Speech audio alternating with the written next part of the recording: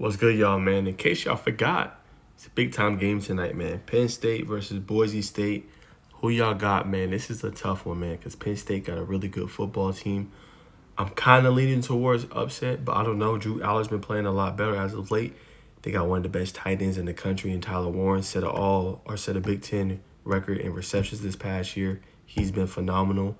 So far, they got one of the best defensive linemen who's going to obviously go to the NFL draft, Abdul Carter. He's been fantastic all Big Ten this year as well.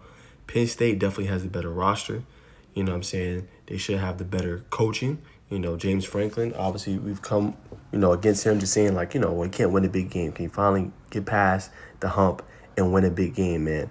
Obviously this is not the biggest game of his career. That would be later down the line, probably if they continue to advance.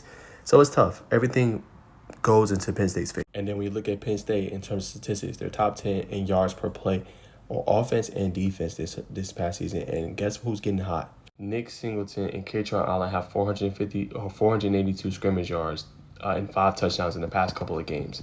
So everything moves into their favor. But one thing that Boise State does have, and it's going to be tough because they're going to be gearing to slow him down, right? And this Penn State defense, we're going to play with their hair on fire.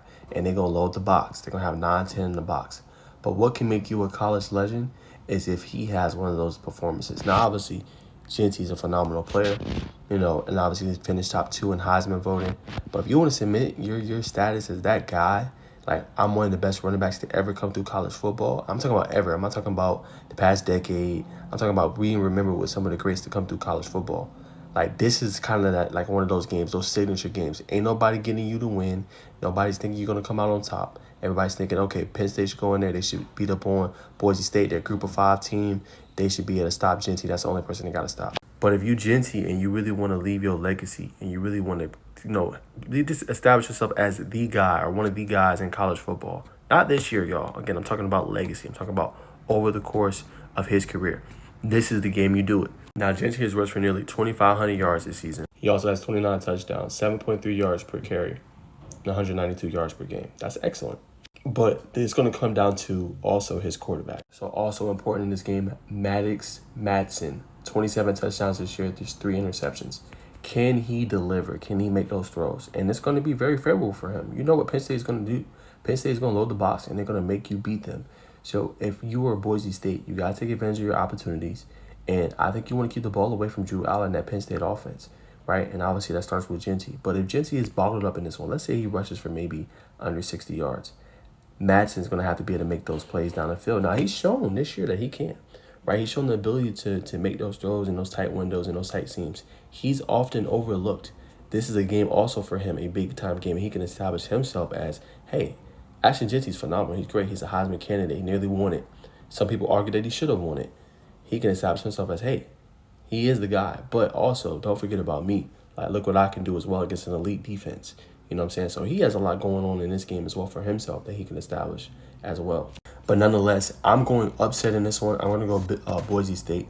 I like Penn State. They got a great team. But y'all know how I feel, man. Like, I like upsets. I like people coming out on top that ain't favored to win. And Boise State can establish, like, hey, we deserve to be here. You know what I'm saying? A lot of people said, oh, Boise State, or not Boise State, but some of the other teams didn't deserve to be in. Maybe Boise State shouldn't have had as high as a seed as they had in this one. Maybe they shouldn't have got a bye week.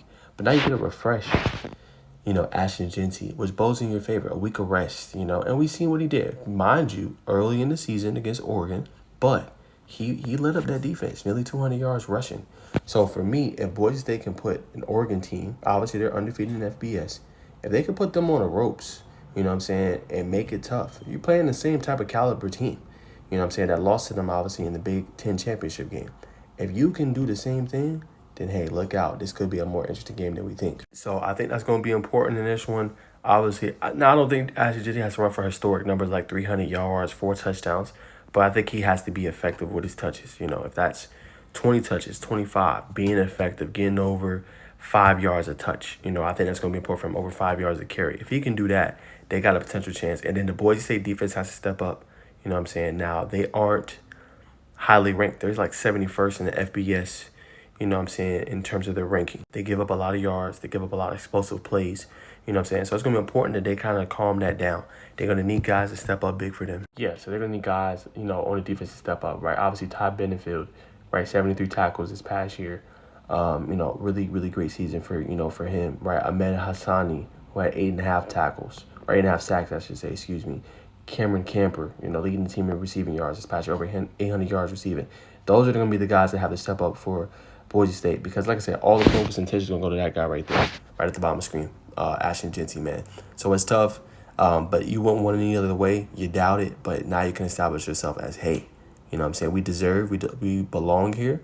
And even though we're Group 5, we can compete and contend too. Because you know what they want to do, right? They want to have one big conference, or two big conferences, two super conferences, and have all the action dictated and planted there. They don't think other teams can compete with Big Ten and SEC. You know what I'm saying? That's pretty much the ongoing narrative. If you Boise State, you can debunk that theory and you can establish yourself as, hey, Group 5 deserve to be in this thing too. We can battle and we can contend too. Don't leave us out, and they won the creme de la creme when it comes to Group of 5. So I can't wait, man. I hope it's a good game. I want it to be competitive.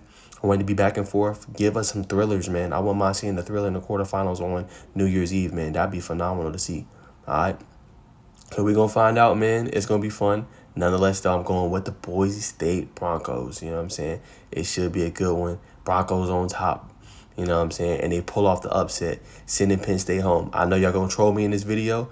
It's all good, bro. I like the upset, and I like choosing different teams, man. So that's my thoughts.